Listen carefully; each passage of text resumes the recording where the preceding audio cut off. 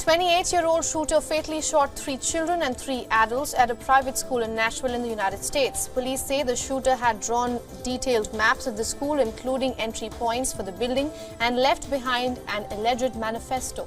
The Metropolitan Nashville Police Department began receiving calls around 10 a.m. of a shooter at the school, and arriving officers reported hearing gunfire coming from the building's second floor. After this, 2 officers from a 5-member team shot the assailant in the lobby, and the assailant was pronounced dead later.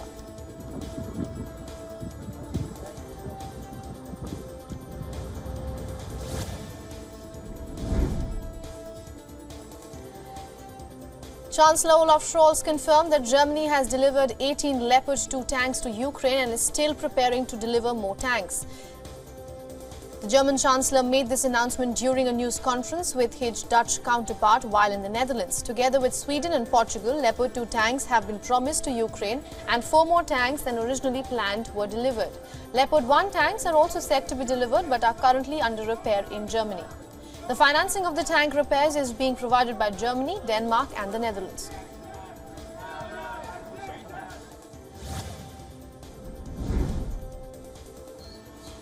United States aircraft carrier USS Nimitz arrived in South Korea's southern harbor city of Busan. According to South Korean Navy official, a U.S. carrier strike group led by USS Nimitz staged ongoing military exercises with South Korea in international waters off the southern island of Jeju. This is to improve the execution of U.S. extended deterrence, its military capability, especially nuclear forces, to deter attacks on its allies.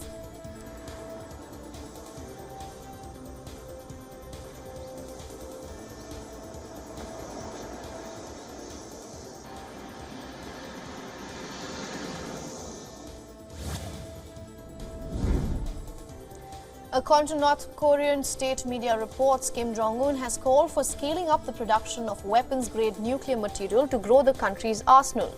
He made the remarks while inspecting the country's nuclear weapons program. This includes new tactical nuclear weapons and technology for mounting warheads on ballistic missiles.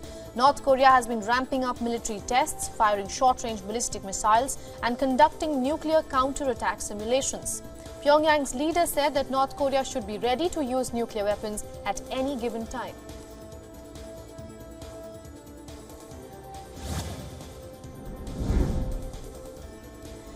The Russian Defense Ministry has released images showcasing their Navy firing supersonic anti-ship mosquito missiles at a mock enemy in the Sea of Japan. The Russian Defense Ministry published a statement alongside the images. They claimed that they were able to successfully hit a target located at a distance of about 100 kilometers by a direct hit from 2 Mosquito cruise missiles.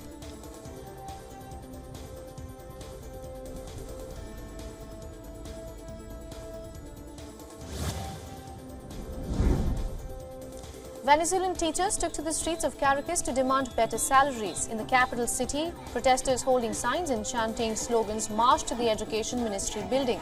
This comes as the government of President Maduro faces renewed challenges in its attempt to fight inflation. Economists have estimated that Venezuelans' inflation reached about 300% last year. Currently, the minimum monthly salary for a public school teacher is about $10, while university professors earn about $60 and $80.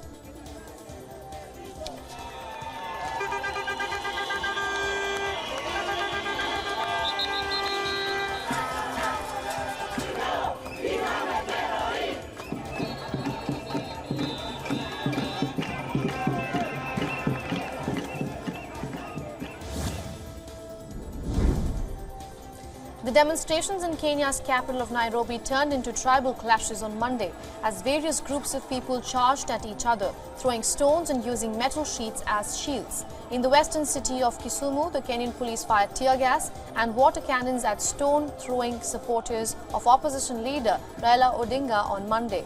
The clashes broke out as Odinga's convoy passed through the neighborhood in the capital city of Nairobi. Hundreds of supporters had gathered around the convoy shouting, "Ruto must go."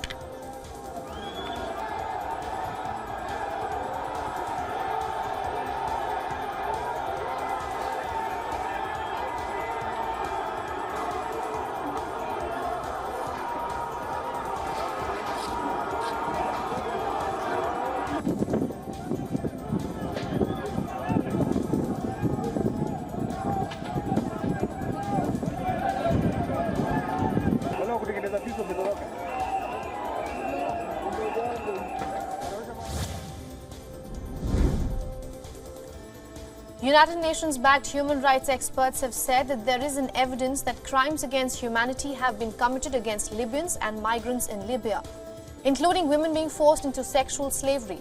According to the reports, migrants across Libya are victims of murder, enforced disappearance, torture, enslavement, sexual violence, rape, and other inhumane acts are committed in connection with arbitrary detention. The findings come in an extensive new report based on interviews with hundreds of people. Now, this wraps up a fact-finding mission created nearly about 3 years ago to investigate rights violations and abuses in the North African country.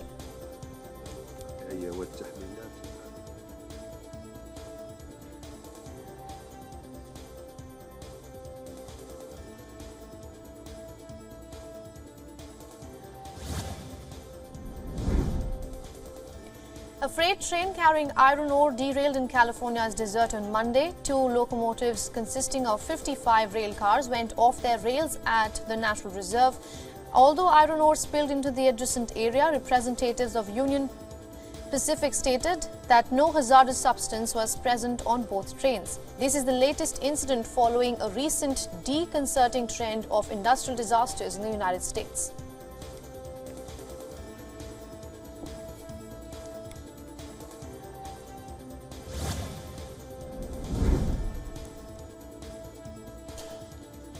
Taiwan's former President Ma Ying-jeou began his 12-day visit to China by paying a visit to the Mausoleum of Sun Yat-sen in Nanjing.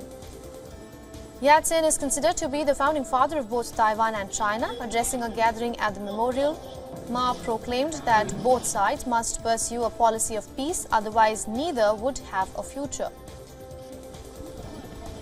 The trip to China comes as tensions between both nations remain at an all-time high.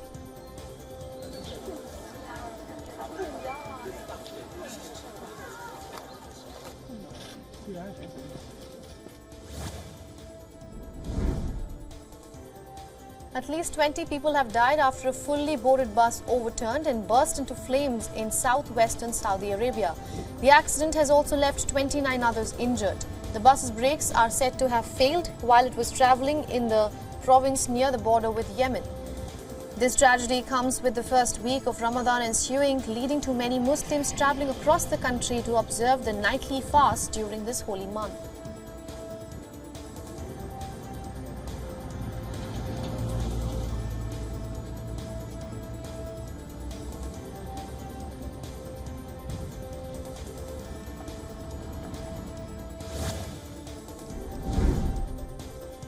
Prince Harry arrived at a London court for the second day to attend proceedings of a case concerning his phone being hacked. The Prince has alleged that British tabloids violated his privacy and gained access to sensitive chats on his phone. The case was filed against Associate Newspapers Limited, owner of the Mail and the Daily Mail. The publisher has been accused of engaging in unlawful acts such as hiring a private investigator, planting bugs in houses and vehicles, along with non-consensual recordings in private conversations. The publisher has denied all of these allegations.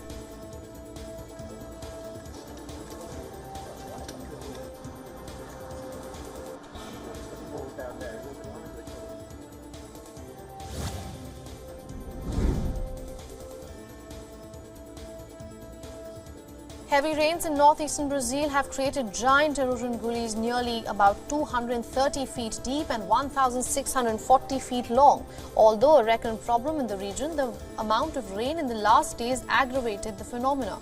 With vegetation in scarce and no longer protects the soil, leaving the terrain more susceptible to erosion. Because of the heavy rain, 49 cities declared a state of emergency. So far, 6 people have died and more than 31,000 families have been affected, with around 5,800 families being displaced.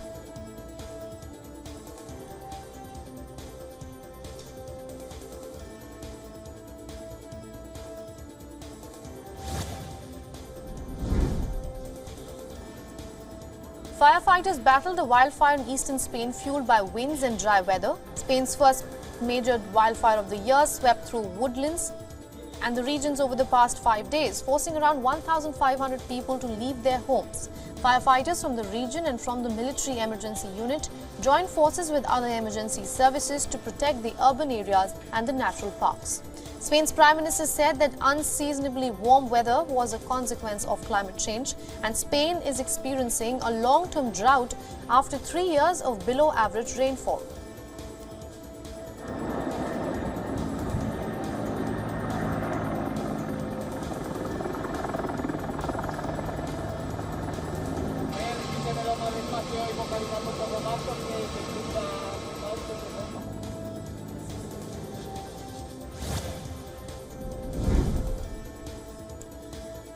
With the lockdown during the COVID-19 pandemic, the Maya Bay in Thailand, a crucial nursery for young sharks, gave way to coral reefs, sharks and marine life flourishing.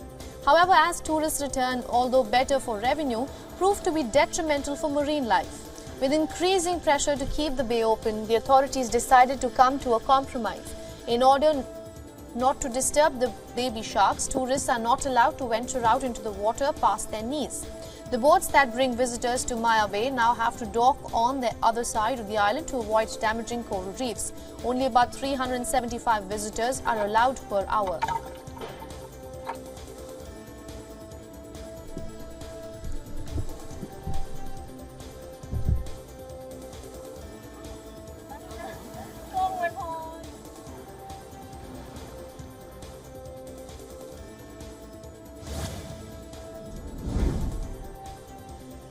Air quality in northern Thailand has climbed to hazardous levels as a result of seasonal agricultural burning across the region.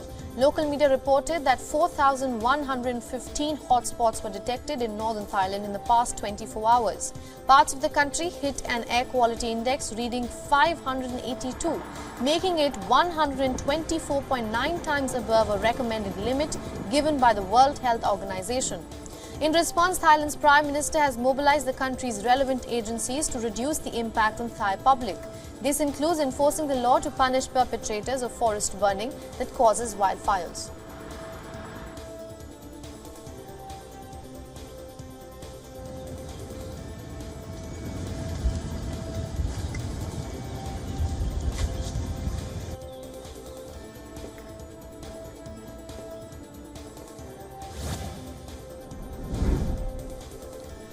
A massive landslide in the Andes region in Ecuador killed about 16 and injured 16 others. Rescue operations and search parties are working round the clock to find 7 people missing in the city of Alausi. Ground zero for the calamity, Ecuador's Risk Management Secretariat has confirmed that 500 people and about 163 homes have been affected by the calamity.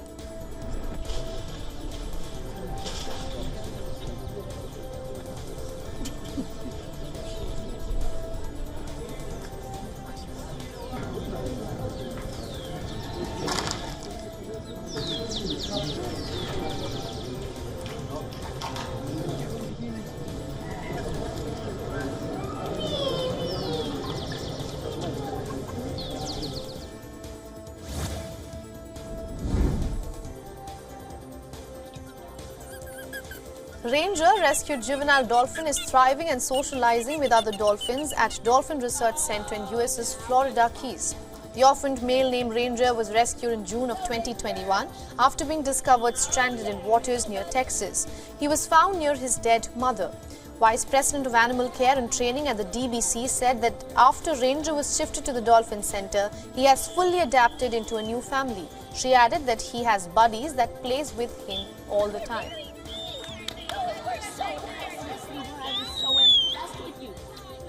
All by yourself.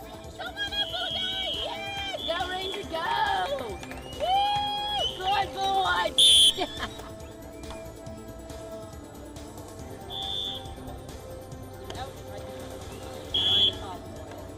I got that pressure. I'm getting it.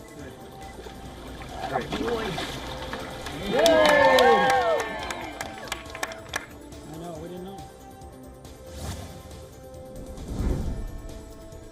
Dinosaur sculptures dating back to 1854 in South London's Crystal Palace Park is set to get a new facelift as it will benefit from new funding announced by the UK's National Lottery Heritage Fund. The total funding is worth about 24 million pounds and Crystal Park is set to receive almost 5 million pounds. The Heritage Fund chief executive said that these dinosaurs are in the grade 1 category. That's the highest list of heritage, and these sculptures have been at risk for many years, adding that they are really starting a major restoration.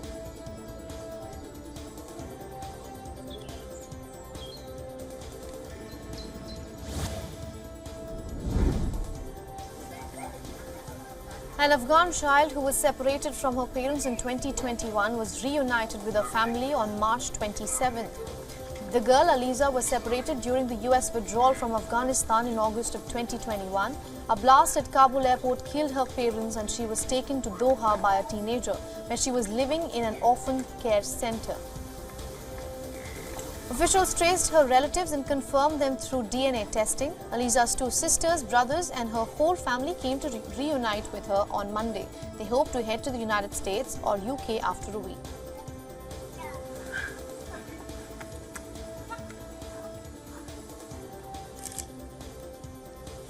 Mariamo